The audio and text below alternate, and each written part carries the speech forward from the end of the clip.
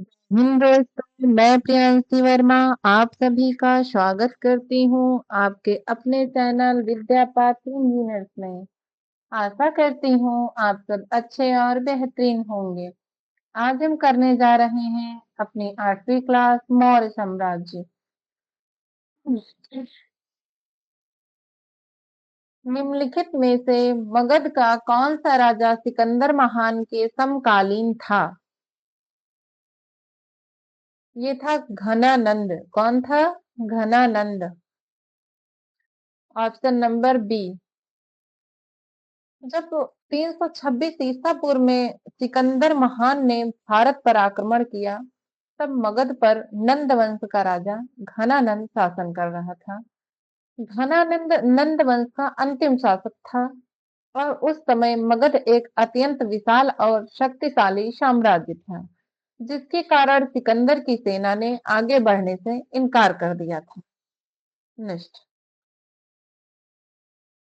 निम्नलिखित कथनों पर विचार कीजिए। ए, दारस के बाद के आक्रमणों के समय सिकंदर महान ने 325 ईसा पूर्व में भारत छोड़ा और वह बबुलोन में अपनी राजधानी स्थापित कर चुका था। सिकंदर ने 326 ईस्वी पूर्व में भारत पर आक्रमण किया और हाइडा स्पेस झेलम के युद्ध में राजा पोरस को हराया। उसकी सेना द्वारा आगे बढ़ने पर इनकार करने के बाद वह पीछे हट गया और जुलाई 325 ईस्वी पूर्व में उसने भारत छोड़ दिया था। ये है कथन। ये हमारा कथन हो गया। और कारण क्या है? हालांकि सिकंदर बेबीलोन को अपने साम्राज्य की राजधानी बनाना चाहता था, लेकिन उसने वहां अपनी राजधानी स्थापित नहीं की थी। भारत में से लौटने के बाद बेबीलोन पहुंचा और 323 ईस्वी पूर्व में वहीं उसकी मृत्यु हो गई। ये सही है, परंतु आर गलत है। Option number C. नेक्स्ट। युद्ध भूमि में बड़ी संख्या में सैनिकों के मारे जाने अथवा घायल होने के बाद भारतीय गज अथवा रथ की विशेषता के विरुद्ध युद्ध किया गया। आक्रमण। प्राचीन भारत सेना ने हाथियों को प्राचीन काल के टैंक के रूप में देखा जाता था। इनका प्राथमिक कार्य शत्रु की शक्तियों में घुसकर उन्हें तितर-बितर करना और आक्रामक प्रहार करना होता था। घायल होने पर हाथी कभी-कभी अपनी ही सेना के लिए खतरा बन जाते थे, लेकिन उनका मुख्य उद्देश्य हमेशा दुश्मन पर मनोवैज्ञानिक और शारीरिक आक्रमण करना ही रहा है। नेक्स्ट। भारत में सिकंदर की सफलता निम्न कारणों से थी। उस समय भारत में कोई केंद्रीय सत्ता नहीं थी। सही। उसकी सेना बेहतर थी। ये भी सही। उसे देशद्रोही भारतीयों ने सहायता दी। ये भी सही। वह एक अच्छा शासक था। ये गलत। तो क्या होगा? 1 2 3 ऑप्शन नंबर बी। नेक्स्ट। भारतीय राजा का नाम बताइए जिसे सिकंदर ने झेलम नदी के तट पर पराजित किया था। Porus. Option number B Porus. जिस भारतीय राजा को सिकंदर ने झेलम नदी के तट पर पराजित किया था, उसका नाम पोरस या राजा पुरु था। युद्ध 326 ईसा पूर्व में लड़ा गया था। यह युद्ध जो है 326 ईसा पूर्व में लड़ा गया था, जिसे झेलम का युद्ध या हाइडे स्पेस का युद्ध कहा जाता है। यह युद्ध पंजाब क्षेत्र में झेलम नदी, जिसे ग्रीक में हाइडेस्टिस कहा जाता है के किनारे हुआ था। राजा पोरस ने सिकंदर की विशाल सेना का वीरतापूर्वक सामना किया, लेकिन अंततः उनकी हार हो गई। नेक्स्ट, प्रथम भारतीय साम्राज्य की स्थापना किसने की? ये की थी चंद्रगुप्त मौर्य। प्रथम भारतीय साम्राज्य की स्थापना किसने की? चंद्रगुप्त मौर्य ने। चंद्रगुप्त मौर्य शासनकाल लगभग 321 से 297 ईसा पूर्व को प्राचीन भारत के प्रथम महान साम्राज्य मौर्य साम्राज्य का संस्थापक माना जाता है। उन्होंने अपने गुरु और राजनीतिक सलाहकार चाणक्य कौटिल्य की सहायता से अंतिम नंद शासक घनानंद को पराजित कर इस साम्राज्य की नींव रखी। नेक्स्ट, भारत में पहले साम्राज्य की स्थापना किस शासक के द्वारा की गई? ये था चंद्रगुप्त मौर्य। कौन था? चंद्रगुप्त मौर्य। नेक्स्ट, निम्नलिखित में कौन सा सबसे पुराना राज्य है? तो ये मगध है। मगध क्या है? सबसे पुराना राज्य है। मगध प्राचीन भारत के 16 महाजनपदों में से एक था और इसे सबसे शक्तिशाली और सबसे पुराने राज्यों में से एक माना जाता है। यह गंगा नदी के दक्षिण में स्थित है और उसकी राजधानी पाटलिपुत्र, जो अब पटना में है। नेक्स्ट, ग्रंथ में चंद्रगुप्त मौर्य का विस्तृत वर्णन मिलता है। ये मिलता है मुद्रा राक्षस में। मुद्रा राक्षस किस ग्रंथ में चंद्रगुप्त मौर्य का विस्तृत वर्णन मिलता है? मुद्रा राक्षस में। विशाख दत्त द्वारा रचित संस्कृत नाटक मुद्रा राक्षस में सम्राट चंद्रगुप्त मौर्य के उदय का जो है विस्तार से वर्णन मिलता है। इस ग्रंथ में वर्णन किया गया है कि चाणक्य चंद्रगुप्त को सत्ता तक कैसे पहुंचाया, यहाँ तक कि उनके लिए विशाल विनम्र पृष्ठभूमि जैसे शब्दों का भी प्रयोग किया गया। कूटनीति की उपाधि किसने दी?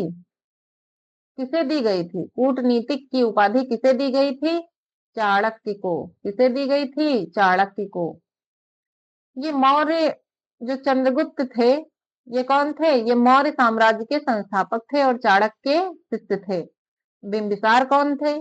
ये हर्यक वंश राजवंश के राजा थे और मगध साम्राज्य के विस्तार के लिए जाने जाते थे। समुद्रगुप्त, इन्हें इनकी सैन्य विजयों के कारण भारत का नेपोलियन कहा जाता है।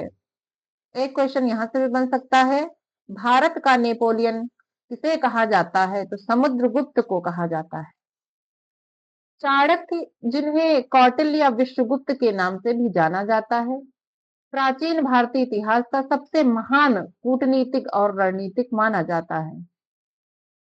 उन्होंने अर्थशास्त्र नामक ग्रंथ की रचना की, जो शासन कला, आर्थिक राजनीति, आर्थिक नीति और सैन्य रणनीति पर आधारित है। कौटिल्य की पुस्तक अर्थशास्त्र किस विषय पर आधारित है? ये है प्रशासनिक सिद्धांत। कौटिल्य चाणक्य द्वारा रचित अर्थशास्त्र केवल अर्थशास्त्र पर ही नहीं, बल्कि मुख्य रूप से शासन व्यवस्था, राजनीतिक और प्रशासनिक सिद्धांतों पर आधारित एक प्राचीन ग्रंथ है। नेक्स्ट, निम्नलिखित में से कौन सिकंदर के साथ भारत में नहीं आया? तो ये है डायोडोरस। कौन है? डायोडोरस।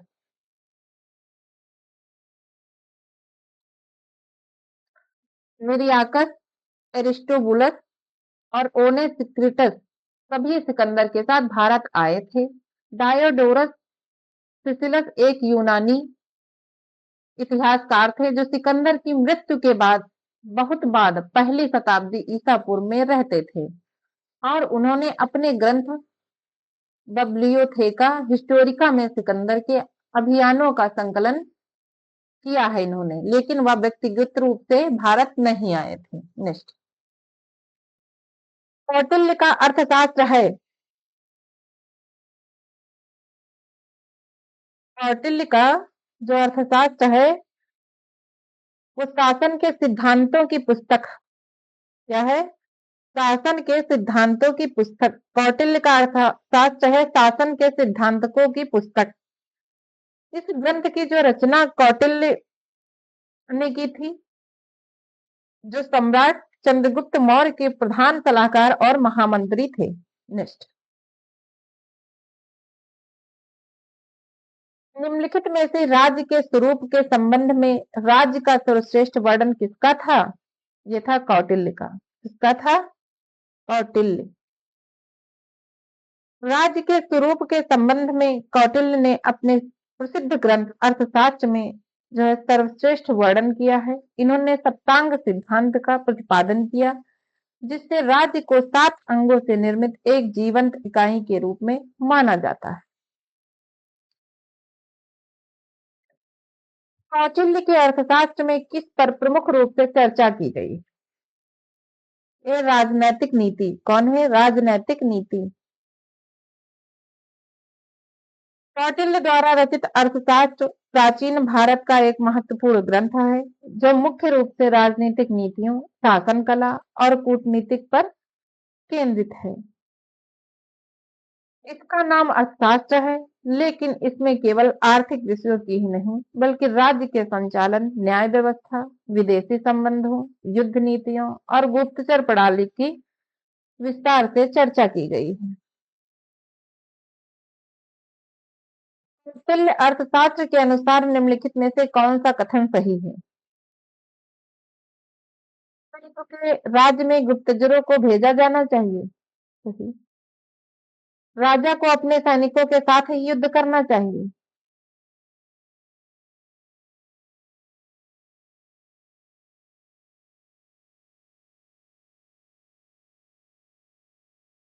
ये गलत है।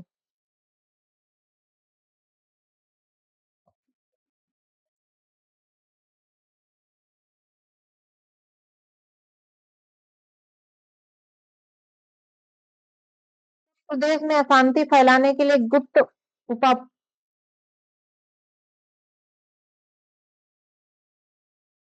गुप्त उपा प्रश्न 15 यहाँ पे मिसप्रिंट है। कौटिल्य अर्थशास्त्र के अनुसार निम्नलिखित में से कौन सा कथन सही है? विश्व के राज्य में गुप्तचरों को भेजा जाना चाहिए। सही है, क्योंकि कौटिल्य का मानना था कि एक राजा को अपने और शत्रु दोनों राज्यों की गतिविधियों पर नजर रखने के लिए गुप्तचरों का जाल बिछाना चाहिए। गुप्तचरों को राजा की आंखें और कान माना जाता था, लेकिन राजा को अपने सैनिकों के साथ ही युद्ध करना चाहिए। यह कथन तो गलत है। क्यों गलत है? कौटिल्य ने युद्ध के केवल सैन्य विकल्प का ही समर्थन नहीं किया, बल्कि कूट युद्ध और तूषणी युद्ध पर भी जोर दिया। उन्होंने सलाह दी कि एक राजा को सीधे युद्ध की बजाय कूटनीति, छल कपट और गुप्त हत्याओं के माध्यम से शत्रु को हराने का प्रयास करना चाहिए।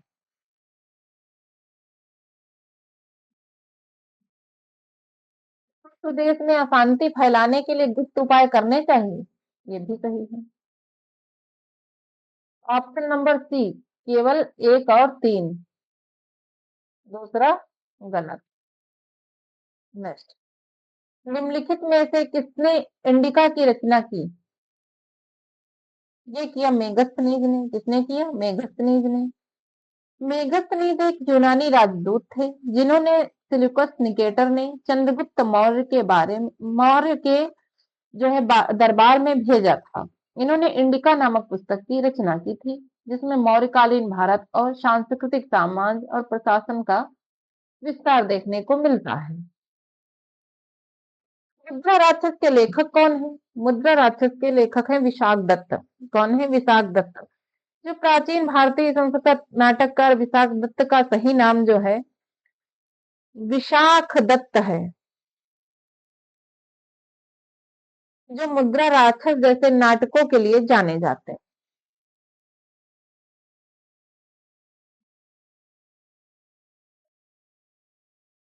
बिंदुसार के शासनकाल में अशोक ने अपने प्रशासनिक जीवन की शुरुआत किस स्थान के गवर्नर के रूप में ये किया? उज्जैन। कौन? उज्जैन।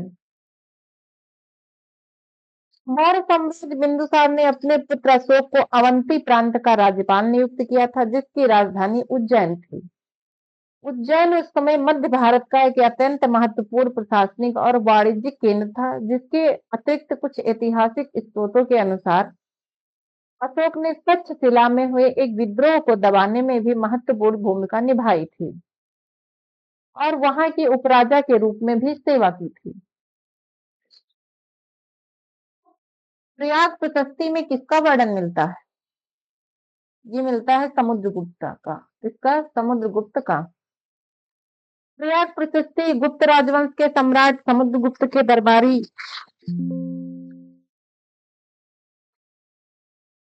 कवि हरिशेर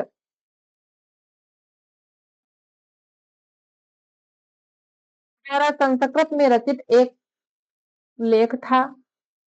यह प्रशस्ति समुद्रगुप्त के सैन्य अभियानों, विजयों और उनके साम्राज्य की महिमा का वर्णन करती थी। इस लेख को समुद्रगुप्त द्वारा कौशाम्बी से लाए गए अशोक स्तंभ पर खुदवाया गया। नेक्स्ट, किस शासक ने सबसे पहले रजत मुद्रा जारी की?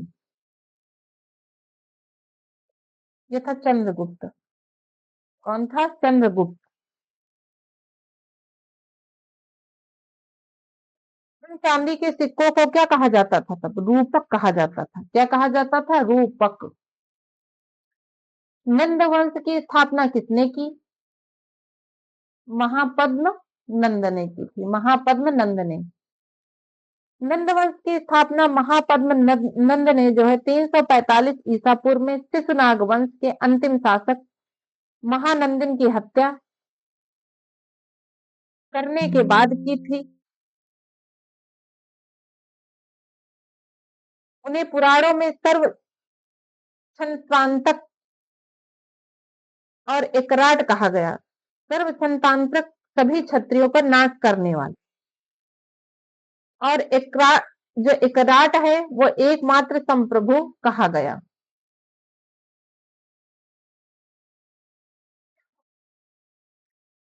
निम्नलिखित में से किस मौर्य राजा ने बौद्ध धर्म की दीक्षा ग्रहण की थी? ये किया था अशोक ने। किसने किया था? अशोक ने।